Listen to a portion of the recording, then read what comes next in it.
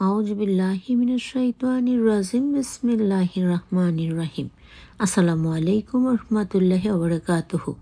আজকে আমরা শুনব সূরা আল ইমরানের বাংলা অর্থ। এটা কোরআনের ৩য় নম্বর সূরা। তবে সূরার বাংলা অর্থ শোনার আগে এটা সম্পর্কে আমরা একটু বিস্তারিত জেনে নিই, তাহলে আমাদের জন্য অনেক ভালো হবে। বিসমিল্লাহির রহমানির রহিম। সূরা আল ইমরান হলো কোরআনের ৩য় সূরা, যা মদিনায় অবতীর্ণ হয়েছে এবং এতে ২০০টি আয়াত রয়েছে। এই সূরায় ইমরান পরিবার অর্থাৎ মরিয়ম আলাইহিসসালামের পিতা আল্লাহর প্রতি অবিচলতা ও বিশুদ্ধতার কথা বলা হয়েছে, যা এই সূরার নামকরণের কারণ।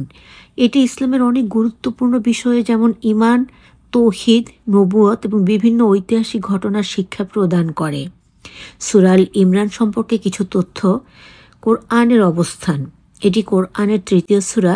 অবতীর্ণ হওয়ার স্থান, এটি একটি মাদানির সূরা অর্থাৎ মদিনা শহরে অবতীর্ণ হয়েছে। আয়াত সংখ্যা, এই সূরায় মোট ২০০টি আয়াত রয়েছে। মূল বিষয়, ইমরান পরিবারের আল্লাহর উপর অবিচলতা ও ধর্মের সেবার দৃষ্টান্ত তুলে ধরা হয়েছে। ইসলামের মৌলিক বিশ্বাস যেমন তৌহিদ, নবুয়াত এবং আখিরাতের বিষয়গুলো আলোচিত হয়েছে। বিভিন্ন ঐতিহাসিক ঘটনা যেমন বদরের যুদ্ধের প্রেক্ষাপট এবং এর সাথে সম্পর্কিত শিক্ষা ও এতে বর্ণিত হয়েছে। এ সূরার গুরুত্ব। এই সূরাটি মুসলিমদের জন্য একটি গুরুত্বপূর্ণ পথ নির্দেশক। বিশেষভাবে সূরা আল ইমরানের ১৭৩ নম্বর আয়াতটি হাসবুন আল্লাহ ওয়া নিয়ামুল ওয়াকিল অর্থাৎ আল্লাহ আমাদের জন্য যথেষ্ট বাক্যটির জন্য বিখ্যাত, যা কঠিন সময়ে মুসলমানদের সান্ত্বনা ও শক্তি যোগায়। অন্যান্য নাম, এই সূরাটিকে সূরা তাইবা, আল কানুজ, আল আমান, আল মুজাদালা, আল ইস্তেগফার এবং আল মানিআ নামেও ডাকা হয়। এবার আমরা সূরা আল ইমরানের বাংলা অর্থ শুনে নিব। বিসমিল্লাহির রহমানির রহিম। আলিফ লাম মিম। আল্লাহ ছাড়া কোনো মাবুদ নেই, তিনি চিরঞ্জীব ও সাধিষ্ঠ। তিনি তোমার নিকট সত্যসহ কোরআন নাজিল করেছেন, যা পূর্বতন কিতাবের সমর্থক, এবং তিনি তৌরাত ও ইনজিল নাজিল করেছেন এর পূর্বে মানুষের পথ প্রদর্শনের জন্য, এবং নাজিল করেছেন ফোরকান। যারা আল্লাহর আয়াতে অবিশ্বাসী তাদের আছে শক্ত শাস্তি। বস্তুত আল্লাহ পরাক্রান্ত, প্রতিশোধ গ্রহণকারী। আল্লাহর কাছে গোপন কিছু না আছে পৃথিবীতে, না আছে আকাশে। তিনি ইচ্ছামতো তোমাদের আকৃতি সৃষ্টি করেন মাতৃগর্ভে। তিনি ছাড়া তো কোনো মাবুদ নেই। তিনি পরাক্রমশালী, কৌশলী। তিনিই তোমার কাছে কিতাব অবতীর্ণ করেছেন, কতক বাণী, সংবিধান। ইহাই মূল কিতাব এবং অপর অংশ মুতাসাবিহ তথা রূপক। সুতরাং যারা বক্র হৃদয়, তারা রূপক আয়াতগুলির বিবরণ অনুসরণ করে অনর্থ সৃষ্টির মানুষে এবং ব্যঞ্জনার্থ সন্ধানকল্পে। বস্তুত উহার প্রকৃত মর্ম আল্লাহ ছাড়া কেউই জানেন না। যারা জ্ঞানে গভীর তারা বলে আমরা এর বিশ্বাসী, সবই আগত আমাদের রব থেকে, বিবেকজ্ঞান ছাড়া কেউ উপদেশ নেয় না। হায় রব, সত্য পথে প্রদর্শনান্তর আমাদের অন্তরকে সত্য বক্র প্রবণ করো না। আমাদের জন্য তোমা হতে অনুগ্রহ দাও, তুমিই দাতা। হে রব, এতে কোনো প্রশংসা নাই। একদা তুমি মানব জাতির সকলকে একত্রিত করবে। আল্লাহ কখনই অন্যথা করেন না অঙ্গীকার। যারা অবিশ্বাসী তাদের ধৈর্য তাদের কোনো কাজেই লাগবে না, সামান্য উপকারেও আসবে না। সন্তান সন্ততি আল্লাহর বিপরীতে, আর এরাই দোজকের ইন্ধন। ফেরাউনও তাদের পূর্ব কওমের অভ্যাস মতো এরাও আমার আয়াতকে অমান্য করেছিল, ফলে পাপের দরুন আল্লাহ তাদেরকে শাস্তি দিয়েছেন। দণ্ডদানে আল্লাহ কঠোর। বলো কাফেরদেরকে, তোমরা শীঘ্রই হবে পরাভূত এবং একত্রিত করা হবে তোমাদেরকে জাহান্নামে, তা নিকৃষ্ট আবাস। দুই দলের পরস্পর মুখোমুখি হয়েছিল তোমাদের নিদর্শন। একদল জিহাদ করছিল আল্লাহর সাথে, মানে আল্লাহর জন্য। আরেক দল কাফের, ওরা তাদেরকে চোখের নজরে দেখছিল দ্বিগুণ। আল্লাহ যাকে ইচ্ছা তার সাহায্য দ্বারা শক্তিশালী করেন। এতে রয়েছে বিবেকবানদের জন্য শিক্ষা। মানুষের কাছে শোভন করা হয়েছে সুন্দরী নারী, প্রীতি আওলাদ, রাশি রাশি স্বর্ণ রৌপ্য, চিহ্নযুক্ত ঘোড়াসমূহ, গৃহপালিত পশু এবং শস্য ক্ষেত্রের প্রতি আসক্ত। এসব পার্থিব জীবনের সম্পদ আল্লাহ তার কাছে উত্তম আশ্রয়স্থল। বলো, এ হতে উত্তম কোনো কিছু সংবাদ তোমাদিগকে দিব। যারা মুত্তাকি তাদের জন্য আছে এমন এক জান্নাত যার পাদদেশে প্রবাহিত নদ নদী হবে সেইখানে স্থায়ী। তাদের জন্য রয়েছে পবিত্র সঙ্গিনী এবং আল্লাহ থেকে সন্তুষ্টি। আল্লাহ তার বান্দার দ্রষ্টা। যারা বলে, আয় রব, আমরা বিশ্বাসী, আমাদের অপরাধ ক্ষমা করো আমাদেরকে আগুনের শাস্তি থেকে, তারা ধৈর্যশীল, সত্যবাদী, বিনয়ী ও ব্যয়কারী এবং শেষ রাত্রে ক্ষমা প্রার্থনাকারী। আল্লাহ সাক্ষ্য দেন তিনি ছাড়া কোনো মাবুদ নেই, আর ফেরেশতা ও জ্ঞানীগণও সাক্ষ্য দেয় তিনি ন্যায় ব্যতীত প্রতিষ্ঠিত, তিনি ছাড়া কোনো মাবুদ নেই, তিনি পরাক্রান্ত ও মহাজ্ঞানী। আল্লাহর কাছে ইসলামী প্রকৃত ধর্ম। সুবহানাল্লাহ। কিতাব প্রাপ্তেরা পরস্পর বিদ্বেষবশত জ্ঞান আসার পরেও তাদের মধ্যে ঘটেছিল বিভেদ, এবং যে ব্যক্তি আল্লাহর নির্দেশ অস্বীকার করবে তবে আল্লাহ হিসাব গ্রহণে তড়িৎ। ওরা তোমার সাথে বিতর্ক করলে বলো, আমিও আমার অনুসারীরা আল্লাহর কাছে আত্মসমর্পণ করেছি, এবং কিতাবীয় নিরক্ষর দিগকে বলো, তোমরাও আত্মসমর্পণ করেছ। তারা আত্মসমর্পণ করলে অবশ্যই পথ পাবে। আর ওরা বিমুখ হলে তোমার কর্তব্য কেবল প্রচার করা আল্লাহ বান্দাদের দেখেন। এখানে একটা কথা বলেছেন, এখানে তো এই পৃথিবীতে তো সবাই শিক্ষিত না, তাই না? নিরক্ষর বলতে যাদের অক্ষর জ্ঞান নেই, পড়াশোনা জানেন না। আল্লাহ বলছেন তারা কি আমাকে বিশ্বাস করে? তাহলেই যথেষ্ট। ওকে, যারা আল্লাহর আয়াতকে করে অস্বীকার, অন্যায়ভাবে নবীগণে করে হত্যা, এবং মানুষের মধ্যে যারা ন্যায়ের নির্দেশ দেয় তাদেরকে বধ করে, তাদেরকে তুমি মর্মান্তিক শাস্তির সংবাদ দাও। এসব লোক, এদের সমুদয় নেকামল লোপ পাইবে দুনিয়া আখিরাত, এবং কেউ নাই তাদের সাহায্যকারী। যাদেরকে কিতাবের কিয়দংশ প্রদান করা হয়েছিল তাদের দেখো নাই, তাদেরকে আল্লাহ কিতাবে ডাকা হয়েছিল যাতে তাদের মধ্যে মীমাংসা করে দেয়। পরে তাদের একদল বিমুখ হলো। তাই এই জন্য যারা বলে থাকে আগুন কতক দিন ব্যতীত ওদের ছুঁইবে না। নিজেদের দিন অর্থাৎ ধর্ম সম্বন্ধে তাদের মিথ্যা রটনা তাদেরকে প্রবঞ্চিত করেছে। কিন্তু সংশয়হীন অনুষ্ঠিতব্য সেদিন তাদের কি উপায় হবে, যেদিন প্রত্যেকের কৃতকর্মের ফল কোনো জুলুম ছাড়াই প্রদান করা হবে। বলো, হে সারা জাহানের বাদশাহ, তুমি যাকে রাজত্ব দান করো, যার হতে ইচ্ছা রাজত্ব ছিনিয়ে নাও, এবং যাকে ইচ্ছা প্রাধান্য দাও, আর যাকে ইচ্ছা হীন করো। সবই তোমার সদিচ্ছা নির্ভর। তুমি সকল ক্ষমতার অধিকারী। রাতকে দিনে পরিণত করো এবং দিনকে রাতে তুমিই পরিণত করো। তুমি মৃত হতে জীবিতের আবির্ভাব ঘটাও, আবার তুমি আবির্ভাব ঘটাও জীবন্ত হতে মৃতের। তুমি যাকে ইচ্ছা বিনা হিসেবে রিজিক দান করো। সুবহানাল্লাহ। মুমিনরা কাফেরদের মুমিনদের ছাড়া বন্ধু নির্বাচন যেন না করে। যে কেউ এরূপ করবে তার আল্লাহর সাথে কোনো কিছু সম্পর্ক থাকবে না। তবে ওদের থেকে তোমাদের কোনো ভীতির কারণ থাকলে তা স্বতন্ত্র। আল্লাহ তার নিজ সম্পর্কে তোমাদেরকে সাবধান করেন। আল্লাহর দিকেই প্রত্যাবর্তন। বলো, তোমাদের হৃদয়ে যা আছে তা তোমরা গোপন বা ব্যক্ত করো, আল্লাহ সব কিছুই জানেন, বোঝেন। আকাশ পৃথিবীতে যা কিছু আছে তাও কিন্তু অবহিত। আল্লাহ সকল বস্তুর উপর ক্ষমতাবান। সুবহানাল্লাহ। সে দিবস সরেজমিনে পাবে প্রত্যেকে যা কিছু নেকামল করেছে এবং করেছে বদামল। সেদিন কামনা করবে তার এবং কর্মফলের মধ্যে দীর্ঘ ব্যবধান। আল্লাহ তোমাদেরকে নিজের সম্বন্ধে সাবধান। আল্লাহ বান্দার প্রতি অতি দয়াদ্র। বলো, আল্লাহকে তোমরা ভালোবাসলে আমার আনুগত্য করো। আল্লাহ তোমাদেরকে ভালোবাসবেন, ক্ষমা করবেন তোমার গুনাহ। আল্লাহ ক্ষমাকারী, দয়ালু। সুবহানাল্লাহ। বলো, আল্লাহ এবং রাসূলের অনুসরণ করো। এ নিয়ে বিতর্ক করলে যেন আল্লাহ কাফেরদের ভালোবাসেন না। আল্লাহ নির্বাচন করেছেন আদম ও নূহকে এবং ইব্রাহিমকে ও ইমরানের বংশধরদের সকল বিশ্বের উপর। এরা একে অন্যের বংশধর, আর আল্লাহ সর্বশ্রোতা, সর্বজ্ঞ।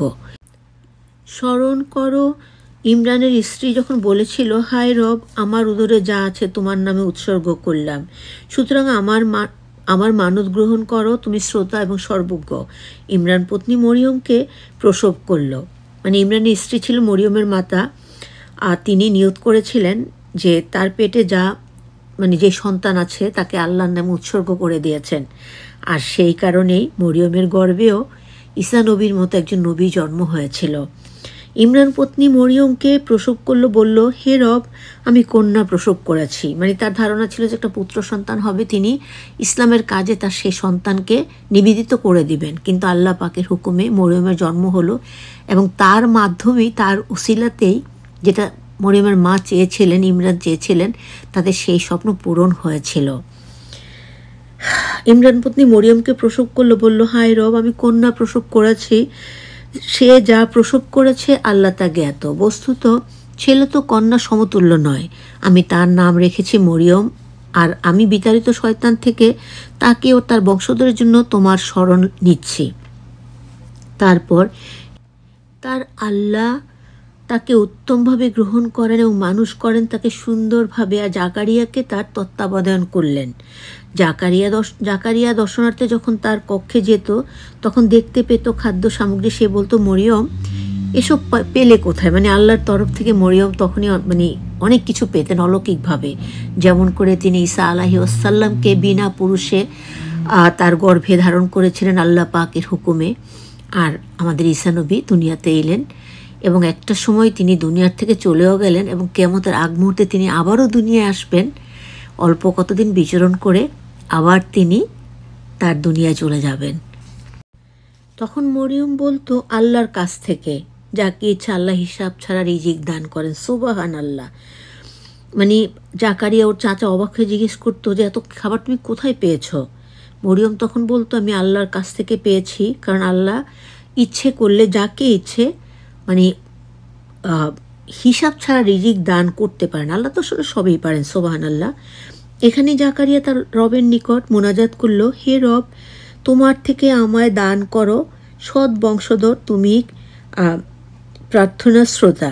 জাকারিয়া মিহরাবে নামাজে দাঁড়ানো, তখন ফেরেশতা তাকে ডেকে বলল, আল্লাহ আপনাকে ইয়াকুবের সুসংবাদ দিয়েছেন, যে হবে আল্লাহর কালামের সত্যতার সাক্ষ্য প্রদাতা, সর্দার, নারী সংযম এবং নবী নেক বান্দাগণের হতে।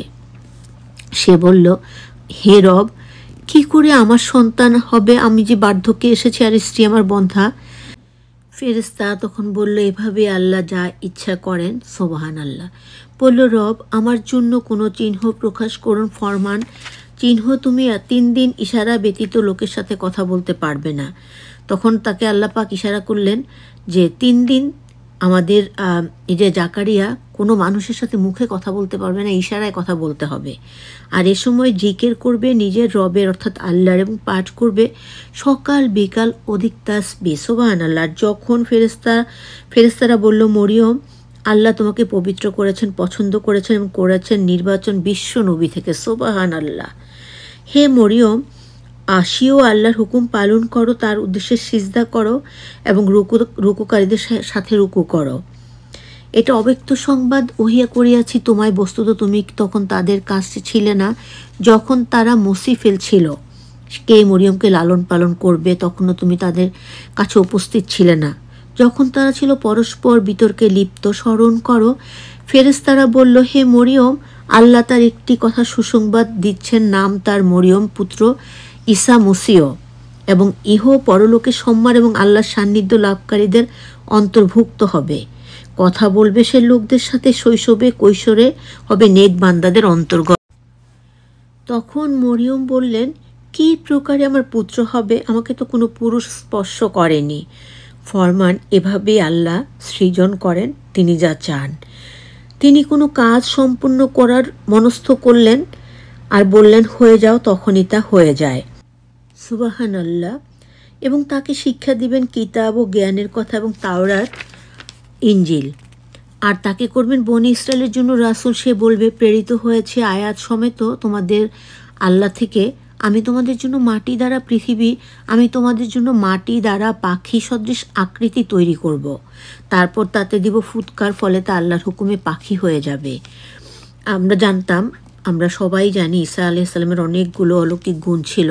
তার মধ্যে যে একটা, সে নিজে মাটি দিয়ে পাখি বানাতো, সেখানে ফু দিত, আল্লাহর হুকুমে সেই পাখির মধ্যে জীবন চলে আসতো, সে উড়ে চলে যেত।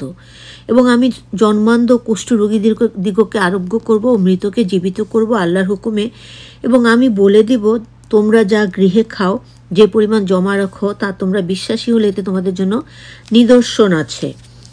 আমি এসেছি আমার সম্মুখে তাওরাত কিতাবে যা আছে তা সমর্থনরূপে এবং তোমাদের জন্য নিষিদ্ধ করা কতগুলিকে বৈধ করতে, এবং এসেছি রব থেকে মুজিজা সহ। আল্লাহকে ভয় করো, আমাকে মানো। আল্লাহ আমারও তোমার রব, তাই তার ইবাদত করো। এটি হলো সরল পথ। অন্তর অনন্তর ঈসা ওদের হতে অবিশ্বাসের উপলব্ধি করে বলল, আল্লাহর রাহে কারা আমার সাহায্যকারী? হাওয়ারিরা বলল, আমরাই সাহায্যকারী, আমরা আল্লাহই বিশ্বাসী, আমরা মুসলিম, সাক্ষী থাকো। হায় রব, তোমার অবতীর্ণ বিষয়ে রাসূলের আনুগত্যে আমরা বিশ্বাসী, তাই আমাদেরকে সমর্থকদের মধ্যে অন্তর্ভুক্ত করো। ওরা চক্রান্ত করলো, আল্লাহ করলেন তার চেয়ে কঠিন কৌশল। আল্লাহ শ্রেষ্ঠ কৌশলী। স্মরণ করো, আল্লাহ যখন ঈসাকে ফরমান, ঈসা তোমার কাল পুড়াইব এবং আমার কাছে উঠিয়ে নিব, আর তোমাকে কাফেরদের হতে করিব মুক্ত। অধিকন্তু করিব তোমার অনুসারীদের কিয়ামত দিবস পর্যন্ত কাফেরদের উপর বিজয়ী। মানে আল্লাহ পাক বলেছেন, যারা আমাদের পেয়ারে নবী, শ্রেষ্ঠ নবীকে এবং আল্লাহর কোরআনকে অনুসরণ করে, সেভাবে জীবন ব্যবস্থা চালিয়ে নেওয়ার চেষ্টা করে, তারা মানে এই যে ঈসা নবীর দলে থাকবে। এটা তো সত্যি কথা। আল্লাহ পাক নবীদেরকে পাঠিয়েছেন যুগে যুগে এমনি করে আমাদেরকে সুপথ দেখানোর জন্য। অধিকন্তু করিব তোমার অনুসারীদের কিয়ামত দিবস পর্যন্ত কাফেরদের উপর বিজয়ী, এবং তোমাদিগকে আমারই দিকে প্রত্যাবর্তন করব। তখন আমি তোমাদের মধ্যে ফয়সালা করব যে বিষয়ে তোমরা দুনিয়ায় মতভেদ করতে। কাফেরদের দুনিয়া আখেরাতে কঠোর শাস্তি দিব এবং কেউ তাদের সাহায্যকারী থাকবে না। আর যারা ঈমান এনেছে, সৎ কাজ করেছে, আল্লাহ পূরণ করবেন তাদের প্রতিফল। বস্তুত আল্লাহ অবাধ্যগণকে ভালোবাসেন না। ইহা আমি তোমাকে পড়ে শোনাচ্ছি আয়াত সমষ্টি এবং জ্ঞানগর্ভ বিষয় হতে। আল্লাহর কাছে ঈসার অবস্থা আদমের অবস্থার অনুরূপ। আল্লাহ আদমের সুরত পয়দা করে বলেন, হও, তখনই তা হয়ে গেল। সুবহানাল্লাহ। এই সত্য তোমাদের রবের বর্ণিত, তাই সন্দেহকারীদের সামিল হবে না। এরপরেও যে বিতর্ক করবে, তোমার নিকট জ্ঞান আসার পরে তবে তাকে বলবে, আইসো একত্রিত করি তোমাদেরও আমাদের পুত্রদেরকে, আমাদেরও তোমাদের স্ত্রীদেরকে এবং আমাদেরও তোমাদের নিজেদেরকে। তারপর আমরা শপথ পাঠ করি, মিথ্যুকদের প্রতি আল্লাহর নালত বর্ষিত হোক। আমিন সুম্মা আমিন। বর্ণিত এটাই প্রকৃত ঘটনা। আল্লাহ ছাড়া কেউ বন্দেগীর যোগ্য নাই। আল্লাহ মহাপরাক্রান্ত বিজ্ঞানী। এরপরও যদি ওরা বিমুখ হয়, তবে আল্লাহ কলহ সৃষ্টিকারীদের বিষয়ে সবিশেষ অবগত। বলো ওহে কিতাবীরা, আইসো একটি চুক্তিতে আমাদেরও তোমাদের সমন্বয় ইবাদত করব না। আমরা আল্লাহ ছাড়া কাউকে না শরিক করব তার সাথে কোনো কিছু। কেউ কাউকে রব রূপে বরণ করে নিবে না আল্লাহ ছাড়া। যদি তারা বিমুখ হয়, তবে বলে দাও, সাক্ষ্য থাক আমরা মুসলিম। সুবহানাল্লাহ। হে আহলে কিতাব, তোমরা ইব্রাহিমকে নিয়ে বিতর্ক করো কেন? এবং সে অবতীর্ণ তাওরাত এবং ইনজিল তার পরের ব্যাপার। তোমরা কি এতটুকু বোঝো না? তোমরা কি জানাশোনা বিষয় নিয়ে বিতর্ক করো? তবে এই প্রকার বিষয় নিয়ে বিতর্ক করো যে বিষয়ে তোমাদের কিছু মাত্র জ্ঞান নাই। আল্লাহই জানেন, তোমরা কিছুই জানো না। ইব্রাহিম ইহুদি ছিল না নাসারও, বরং সে ছিল সরলপন্থী মুসলিম, ছিল না মুশরিক। সুবহানাল্লাহ। ইব্রাহিমের সদৃশ লোকেরা যারা তার যুগে তার অনুসরণ করেছে, এই নবীর এবং ঈমান যারা এনেছে, তারাই মানব শ্রেষ্ঠ, আল্লাহ মুমিনের অভিভাবক। কিতাবীদের একদল তোমাদেরকে বিভ্রান্ত করতে চেয়েছিল, অথচ ওরা নিজেদের বিভ্রান্ত করে, তারা তা বুঝেও না। হে আহলে কিতাব, আল্লাহর আয়াতের সাথে তোমরা কেন কুফরি করো? তোমরাই তো তার সাক্ষী, সত্য সাক্ষী। হে আহলে কিতাব, কেন তোমরা সত্যকে মিথ্যার সাথে মিশ্রিত করো এবং সত্য গোপন করছো, অথচ তোমরা সব জ্ঞাত। আহলে কিতাবের একটি দল বলে, তোমরা মুসলমানের উপর অবতীর্ণ কিতাবের প্রতি সকালবেলা ঈমান আনো এবং সন্ধ্যায় অস্বীকার করো। হয়তো মুসলিমরা ফিরে আসবে। স্বীকার করো না আপন দিন অনুসারীদের ছাড়া। বলো, আল্লাহর হেদায়েত প্রকৃত হেদায়েত। বিশ্বাস করো না তোমাদেরকে প্রদত্ত বস্তুর কাউকে প্রদান করা হবে। তোমাদের রবের সামনে তারা তোমাদের বিরুদ্ধে যুক্তি উঠাবে। বলো, দান আল্লাহর হাতে, যাকে ইচ্ছা দানেন। আল্লাহ প্রাচুর্যময় জ্ঞানী। আজ আমি তোমাদের সাথে সূরা আল ইমরানের 1 নম্বর আয়াত থেকে শুরু করে 73 নম্বর আয়াত পর্যন্ত আয়াতগুলোর বাংলা অর্থ শুদ্ধ উচ্চারণে শেয়ার করার চেষ্টা করলাম। আর এই সূরাটি অনেক গুরুত্বপূর্ণ একটি সূরা। সব সূরাই গুরুত্বপূর্ণ, তবে কিছু কিছু থাকে না যে গুরুত্বের থেকেও গুরুত্ব বেশি, এটা তেমনি একটি সূরা। তাই আমরা সবাই এটি ভালো করে শুনবো, আর যদি আমরা বুঝতে পারি, আমি সেই জন্য সহজ ভাষায় বলার চেষ্টা করেছি, আমরা বুঝে যদি আমল করতে পারি, ইনশাআল্লাহ আমাদের জন্য পরকাল ভালো হবে। আসসালামু আলাইকুম রহমতুল্লাহি ওয়া বারাকাতুহু। ভালো থাকবে, এই দোয়া করি, সব সময় আমাদের জন্য দোয়া করবে। আর কি বলবো, আল্লাহ হাফিজ, টেক কেয়ার অল গাইস।